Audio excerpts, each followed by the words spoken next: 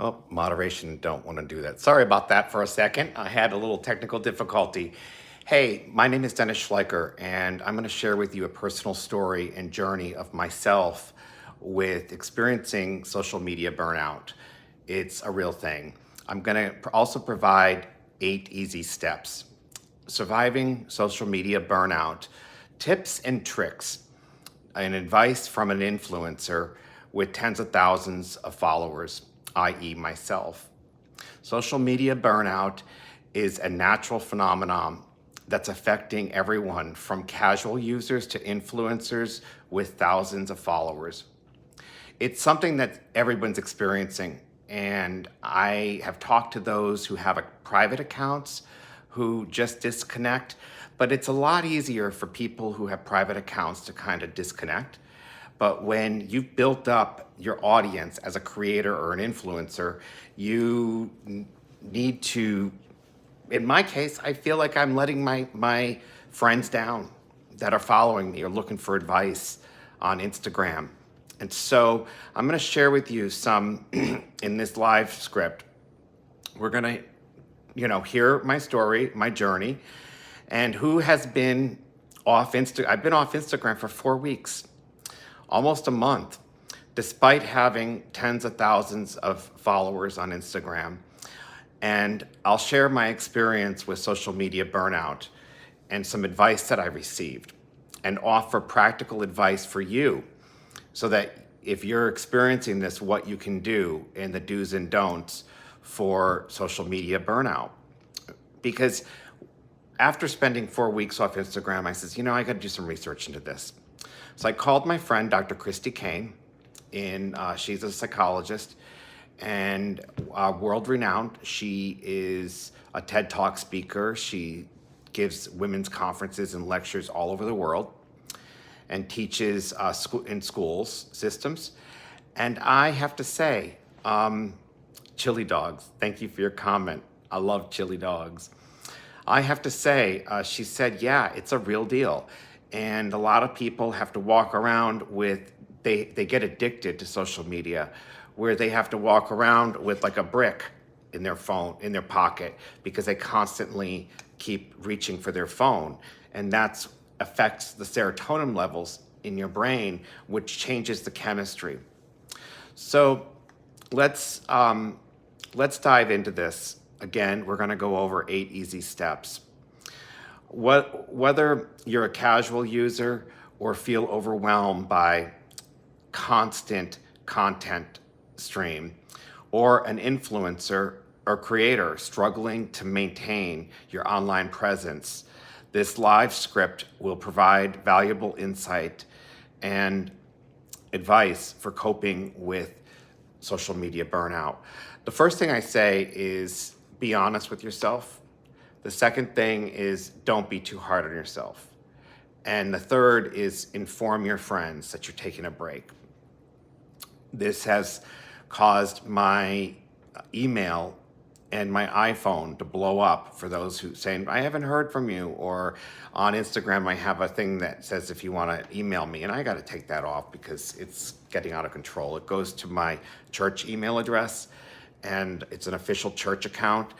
And so it's been a challenge, but I'm going to say the 8 steps that I have come up with that I ran by Dr. Christy Kane, who specializes in cell phone addiction, actually, and amongst other things, but she's really good with identifying if the serotonin levels have been affected in your brain. After talking to her, we set up these boundaries. Number 1, set up and establish boundaries. Clear boundaries between your personal and online life are quintessential.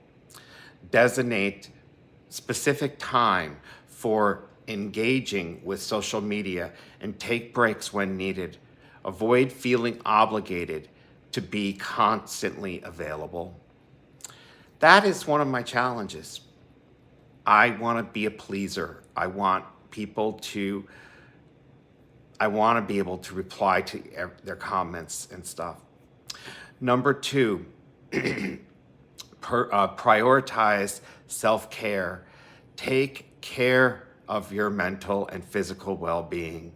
Engage in active activities that help you relax, unwind, and recharge.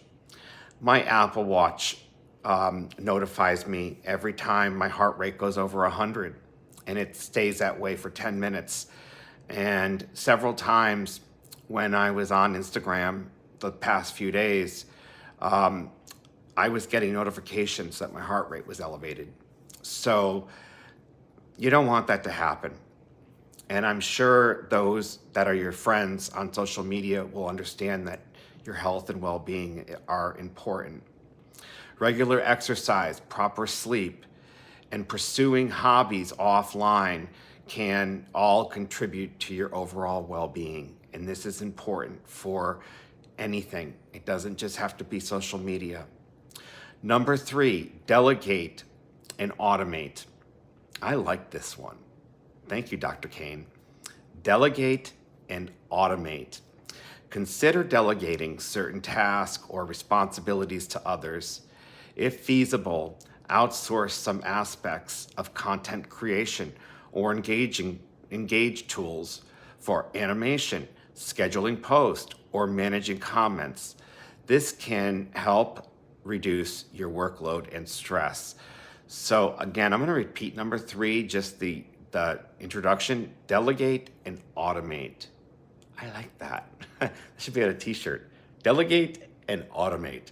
So that is a big deal. I recently have somebody from church, her son, a friend at church, her son is doing my TikTok or TikTok or whatever it's called. And so that is something that is easy for him. And he doesn't do Instagram. So that is helping immensely because I am not a TikTok user. So that's now number 4, diversify your interest. Don't let social media be your sole focus. Cultivate a variety of interest and engage in activities that are unrelated to your online presence. This can provide a sense of balance and prevent burnout. If you guys have comments, I have seen a few fly by, but I'm going to read them from my laptop when I'm done with the 8 simple and easy steps.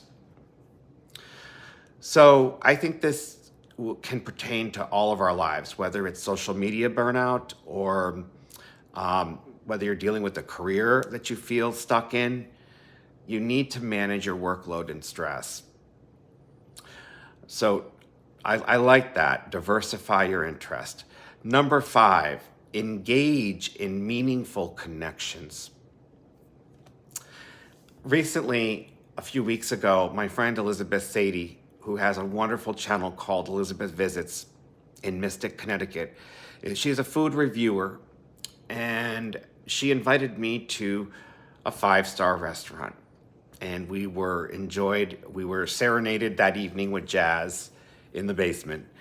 And that was one of the most meaningful connections and things I've done for myself in a long time. And it meant so much for me to be able to connect with my friend from church and spend some time with her over a delicious meal. And that's important. So engaging in meaningful connections are important. Focus on the quality interaction rather than chasing numbers. Cultivate genuine relationships with your followers and or subscribers. And I don't see them as followers, I see them as friends. And engage in conversations that matter to you. Meaningful connections can bring fulfillment and reduce the pressure to constantly produce content. And that's how I feel. And I know exactly why I haven't gotten the prompting to go back on Instagram and post daily or even every other day. It may just be like a Sunday message I may be posting for now. because I haven't received the answers yet, and that's okay.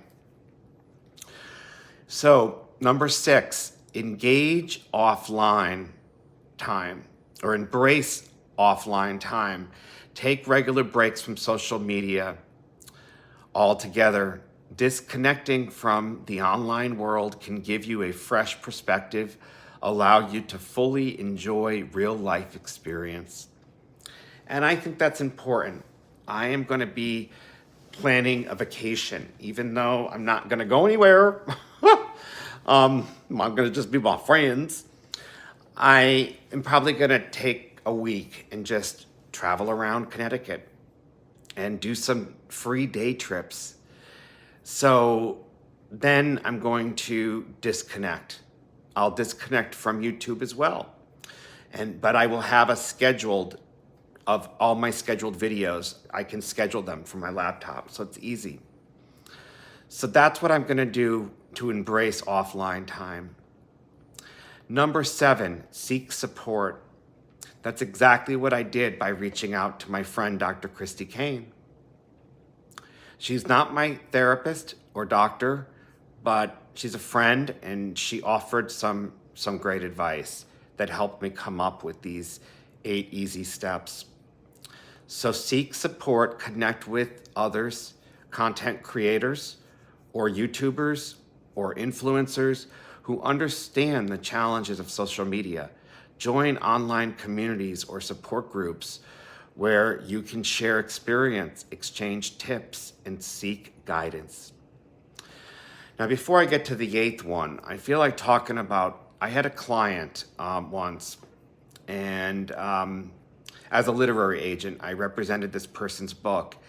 And he was so, or let's just say this person was so adamant to get a lot of followers on social media. And I was seeing this. I was seeing that he was trying so desperately to, get more followers than other people. And he was just so oriented and focusing on that he crashed and burned. And I advised him as his agent, don't chase after the numbers. Focus on the quality, not the quantity. Focus on the connection rather than the numbers. Because if you touch just one person, that's all that matters. It's not about a number. In the end, numbers don't mean anything. It's about the quality of your life. So what if I have 90,000 subscribers, or on all social media platform, hundreds of thousands, or just a lot of people? So what? Big deal. You can't take it with you.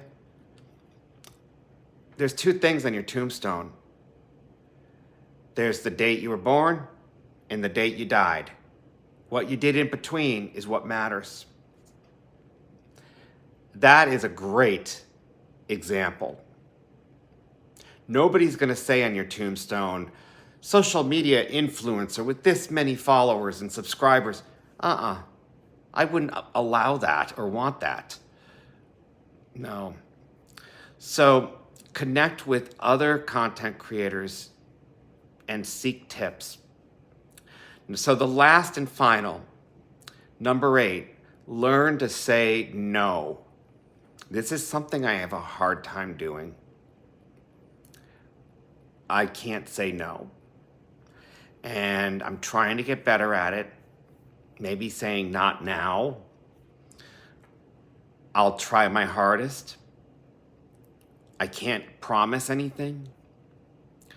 But learn to say no. Don't be afraid to decline opportunities or collaborations that don't align with your values or may overlap your schedule. Prioritize your well-being and focus on what truly matters to you. Remember, these tips may vary depending on your individual circumstances and preferences. I feel so bad. My friend Elizabeth had asked me she tagged me in a review that she wrote for this restaurant, and I can't figure out how to accept it. so it shows up on my feed on Facebook. And I meant to ask some teenagers at church yesterday, and then we just got busy. So I am going to reach out for help with that, and it's okay. And Elizabeth, if you're on, I'm going to get that done, and I'm also going to share your video. So you got to prioritize, and remember that it's essential to find what works best for you and adapt your approach accordingly. Now I want to get to your comments. And Elizabeth is on. Hello, Elizabeth. And if you guys don't follow her, please check her out. It's Elizabeth Visits. She said, first, thank you for the chili dog comment, my friend. Social media and cell phone addictions is real, but we set boundaries in all areas of our lives to remain or to return to good. I need better glasses. Heavens. Good mental health, physical health. My friend Karen in Southern Utah says, yes, boundaries are important. I'm on call for work, so no app means no work. I love that. There's the time difference here and Europe to keep in mind. Karen, are you in Europe now? Say hi to your family for me. It can be difficult to know where to draw the line. And my friend Elizabeth Visits, again, I highly recommend her channel. I was going to say challenge, but it's channel. She cooked a recipe that how to make quick and easy not shrimp. It was what is that stuff called? Squid. And I loved it. I was like, I haven't made it because I can't cook, but it was like she made it like in 5 minutes. It's quick and easy videos. I loved it. And it made my mouth salivate. So go check it out. She said there's a lot to be said for visiting in person. Yes, there is, Elizabeth. Doing something with friends or family or anything new, experience, care of yourself, and to recharge our batteries. Oceans, lakes, and rivers heal. Yes, they do. I should go on the boat with you and your husband someday because Elizabeth has a hobby of lobstering. However, she doesn't get many lobsters because apparently they moved north because it was too warm in Connecticut. Who knew? But it would just be fun because I don't really know her husband Leo well, other than what she shared. And I would love to get to know him better because I just know her. She's a good friend. Karen says, no, we're still in Southern Utah. Wish I could go see my family. Well, maybe you should just send them an email or FaceTime or schedule a Zoom, and that would be good. Well, everybody, thank you so much for joining. I appreciate your comments. If you haven't seen this from the beginning, it will be uploading. You're more than welcome to. Karen said just meant sometimes we may get messages in, oops, it just evaporated. They just fly by and they go away at inconvenient times because of the time difference. Yeah, it is a big difference. Yes, Elizabeth said, come fishing or lobstering with us. I would do both. I love that video where you pulled up the lobster crate, but I wanted to see you put it back in and you didn't. So it was a cliffhanger, which is probably good marketing. So thank you to everybody for your comments, and please watch this from the beginning. It's got some good information in it. And if you feel a friend needs to see this, share it with them. Bye for now. Until next time.